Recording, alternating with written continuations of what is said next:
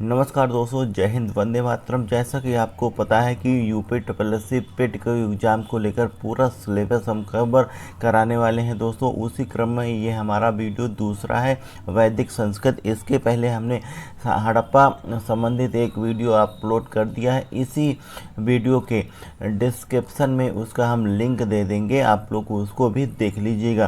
पहले इसको देखिए और यहाँ बिल्कुल सिलेबस के अनुसार आपको हम पढ़ाने वाले हैं दोस्तों। बात करेंगे यूपी ट्रिपल पेट को एग्ज़ाम को लेकर।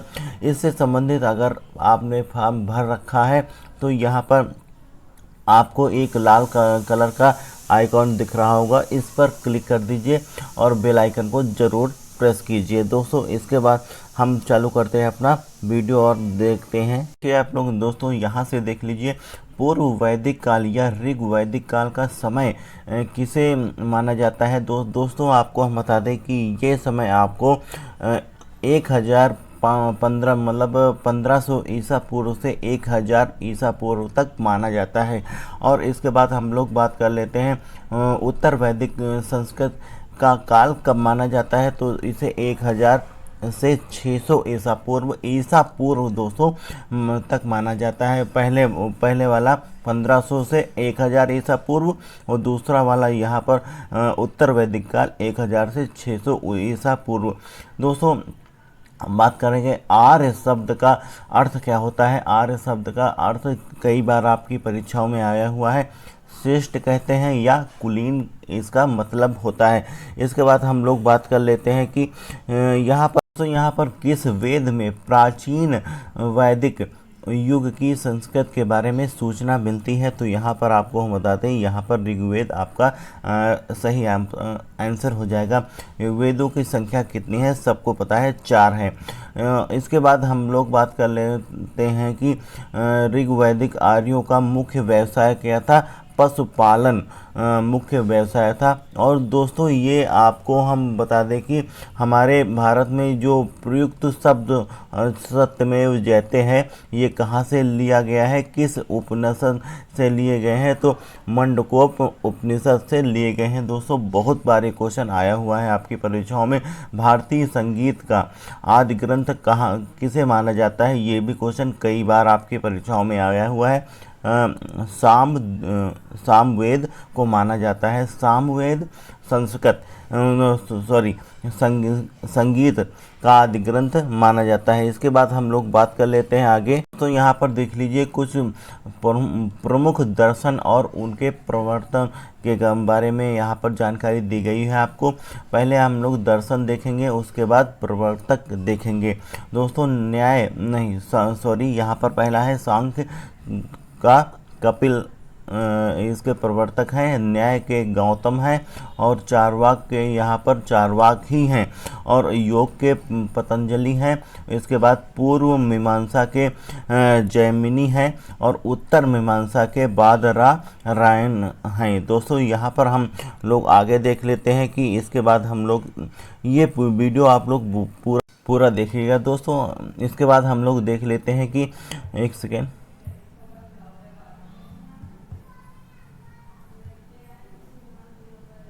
दोस्तों, यहाँ पर आप लोग देख लीजिए प्रथम विधि निर्माता कौन है, तो यहाँ पर मनु आपका सही ऑप्शन हो जाता है दोस्तों। इसके बाद हम लोग देख लेते हैं कि एक सेकेंड कृष्ण भक्ति का प्रथम और प्रधान ग्रंथ किसे माना जाता है, तो श्रीमद् भगवत गीता को माना जाता है दोस्तों। इसके बाद ऋग्वेद में संपत्ति का प्रमुख रूप क्या है, तो गोधन है। इसके बारे में आप देख लीजिए। ऋग्वेद में किस मंडल में शूद्र का पहली बार उल्लेख हुआ है, तो दोस्तों यहाँ पर 10वें मंडल में मिलता है दोस्तों। अगला क्वेश्चन है कि आपके लिए देख लीजिए कि ऋचाओं में वेदों की ऋचाओं को पढ़ने वाले को क्या कहते हैं, तो होत्र कहते हैं ये दोस्तों। यहाँ पर ऋग्वेद का संबंध किससे है, ईश्वर की महिमा से है दोस्तों।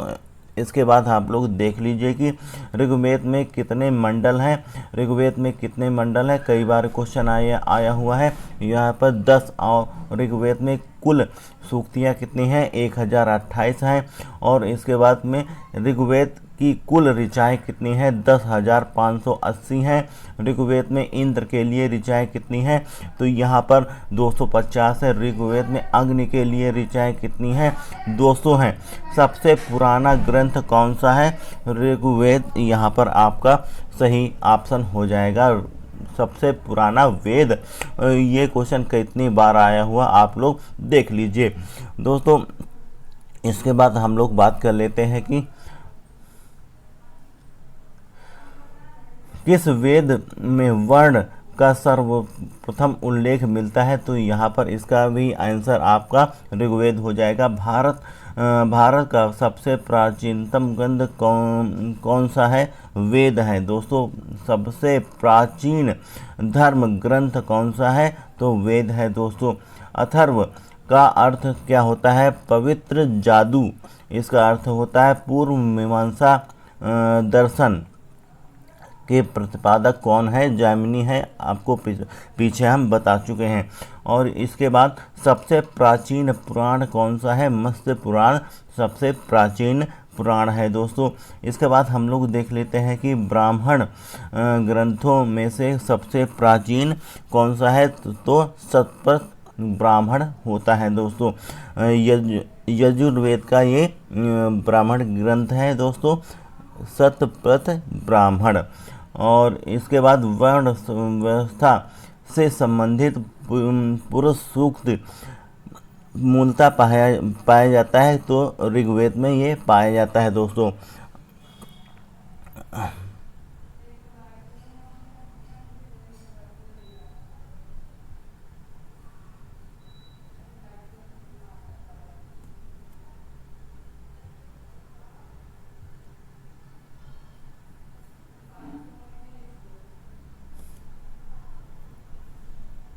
दोस्तों आप लोग आगे देख लीजिए, पुराणों की संख्या कितनी है? तो 18 है दोस्तों। ये क्वेश्चन कई बार आया हो, आपको पता होना चाहिए। वैदिक धर्म का मुख्य लक्षण किसकी उपासना से था? प्रकृति की। वैदिक धर्म का मुख्य लक्षण किसकी उपासना करना था? तो प्रकृति की उपासना करना था। किस देवता के लिए ऋग्वेद में पुरंदर शब्द का इस्तेमाल हुआ है? तो यहाँ पर इंद्र के लिए इस्तेमाल हुआ है दोस्तों। आप देख लीजिए, अस्तोमा सदगमय कहाँ से लिया गया है? तो ये भी आपके ऋग्वेद से लिया गया है। आर्य भारत से आए सर्वप्रथम बसे थे। आर्य भारत में से बाहर से आए हुए हैं और सर्वप्रथम बसे हुए कहाँ पर? यहाँ पर पंजाब में बसे हुए थे दोस्तों। इस वीडियो को पूरा देखिएगा और एक बार नहीं 2 बार देखिएगा, ताकि सभी आपके डाउट क्लियर हो जाएं। ऋग्वेद का कौन सा मंडल पूर्णतः सोम को समर्पित है? तो 9वां मंडल यहाँ पर आपका सही ऑप्शन हो जाएगा। सोम देवता को समर्पित है दोस्तों। प्रसिद्ध 10 राजाओं का युद्ध, 10 राज युद्ध किस नदी के तट पर लड़ा गया था? तो ये रावी नदी के तट पर लड़ा गया था। धर्मशास्त्रों में भू राजस्व की दर क्या थी? 1/6 थी। 800 ईसा पूर्व से 600 ईसा पूर्व का काल किस युग को माना जाता है? तो ब्राह्मण युग को माना जाता है। तो अगला क्वेश्चन है कि आपका आरंभिक वैदिक साहित्य में सर्वाधिक वर्णित नदी है? तो सिंधु नदी सबसे ज़्यादा वर्णित है, लेकिन आरंभिक वैदिक साहित्य में।